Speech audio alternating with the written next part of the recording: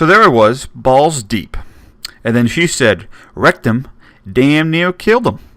Hey guys, it's Estelle back here, and I thought I'd bring you another Modern Warfare 2 the Domination commentary. For whatever reason, I got to think about that before I say it. This is on Storm. Now, if you remember with High Rise, I remember playing that map forever and a day. Always played it, always loved it. When it came to the maps on the map pack, I'm still a little iffy on them. I never really fully engaged in them.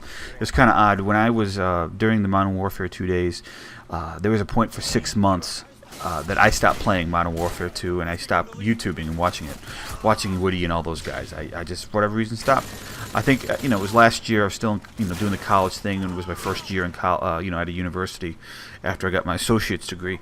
So I think I was kind of more working towards that before I could get back into gaming as like I do now.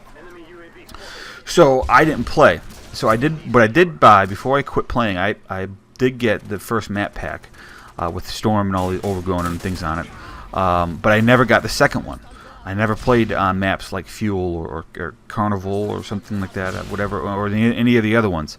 And when I came back to it, came back to Modern Warfare 2 was like about a month and a half, 2 months before Black Ops came out, and I didn't think, I didn't see the point of trying to get the next map pack, spend another $10 or whatever it was to get the next set of maps for not to play it again for a long time. And I'm pretty sure you can actually still buy them now, I want to say, but I'm not going to. That's kind of dumb, especially with the new map pack for PS3. You guys, Xbox, have been playing it for a month already. And then, of course, Modern Warfare 3 coming out next November. So here I am with my trusty M4, my usual pub, as I call it, class. It's kind of funny. That is not really what an M4 ever really does. It is mostly a single-file weapon. I believe it has I'm not sure. I think it has a 3-round burst on it. Just like the M16. The M16 in this game is 3-round burst. And there has only been one fully automatic ever in the M16 series, and that is the M16A1 that was used in Vietnam, the one that's in Black Ops. But kind of funny, Black Ops in all their wisdom thought to make that just a 3-round burst instead of its fully automatic capabilities that it originally was. But since then, there has only been M16 from the M2, or from the A2 to the A4 M16s. There have only been 3-round bursts. So there you go. I think there is something in there that you can just flip a switch in there. That you have to, take apart the weapon, but you can make it a fully automatic again. But we were, as a truck driver, I was not authorized to do such things. So we are holding the A and B spawn currently right now, and I feed the beast here a little bit because this is a match where I'm just having fun. I don't know the map very well because it's been so long since I've played on it, and I was never very accustomed to it anyways when it was the thing to play. So I'm just having fun right now. Like I said, I feed the beast and come back to the same area multiple times, knowing that I get a little bit of a vendetta against this guy that's camping in that room, and I really want to kill him. So I give them a few easy kills before we take map control over that area. So I'm going to work this side for a little while because I finally realized that was stupid and it wasn't doing anything for me. And of course, nobody is home except that dude, and he kills me. And now I'm going back to that damn other side again, which is fine. And nobody's there. I hear a predator missile, and what do you know? It gets me. I seem to remember in this game, more times than not, I can see a predator missile go up. I'm like, you know what? It's coming towards me, and it does. I know that it's got to happen all the time. It's not really true. They're singling me out all the time, but for whatever reason, I usually can call it, and I think that has to do where I'm at. If I'm kind of sort of all by myself and wide in the open, and they know they can get an easy kill like that, that's what they'll do. Is they'll go after me. Or again, vice versa. If you're in a big group, they're going to go after guys that are in a big group too. It all depends on how easily they can get somebody, because the worst thing to do is to get that kill streak and get nothing out of it. So might as well try to get the easy kill than try to get something that might be able to get you more kills, but is a lot harder. That's, I guess, is why I think that, I suppose. So they got a Pavlov up, and I remember those damn things. Those things are a beast. I believe they're at a 9-kill streak. And so I'm trying to get myself undercover and stand undercover, or at least in the areas where I know that the Pavlov is not, so I can still effectively move around the map here. Now I know there's a bunch of guys there, and for whatever reason I thought I was boss and I could stick my ass out like that in the wind. and move out from cover, and you know, they actually showed me that I can't do that. So that's what happens. So that guy is still stuck up there doing his damn camping like they always do. Noob Tubin wasn't too bad in this match, and I popped his ass off right there, or his head. That bad in this match, which I thought was pretty cool. You know, it's really hit or miss. Later matches in this night that we played was, you know, very, very noob tube friendly, all over the place. But this map wasn't too bad. So we got a sizable lead, 113 to 56. And I'm just going around having some fun, trying to find out where guys are at, trying to push up a little bit, try to get some things going on here. I come back to this area yet again, and the guy in the corner gets me again. Like I said, I feed the beast on this one. But whatever, it's cool. That's how it rolls sometimes.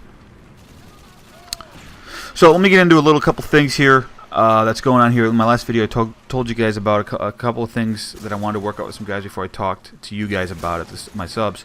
And now that I have worked out with them, some of this information I can now pass a little bit on to it. Again, this is still in the planning stage a little bit, so everything's not finalized, but this is the general idea what we're trying to do here. Tony, Why Not the Tiger, myself, and Topher Rocks, Chris, are considering starting a new channel together. You know, if you've been following our podcast or anything like that, it's called Gamers Roundtable. It's up on the Button Masher site. We might make it something like that. With a GRT, Gamers Roundtable, and, you know, channel or something like that. And the idea behind it, while we're making the channel, we have two things. We're trying to make first a Race to Commander. You guys have heard of Road to Commander. This is going to be Race to Commander. And there's actually going to be 4 of us involved with this. The 3 of us that are the YouTube guys, you know, us 3, and then another friend of Tony's. And what we're going to do is have a race to the commander. Now, we haven't worked out to the top rank. We haven't worked out how it's going to work specifically, but we do know it's going to have teams, and determining what your KD gets on each match will help determine scores.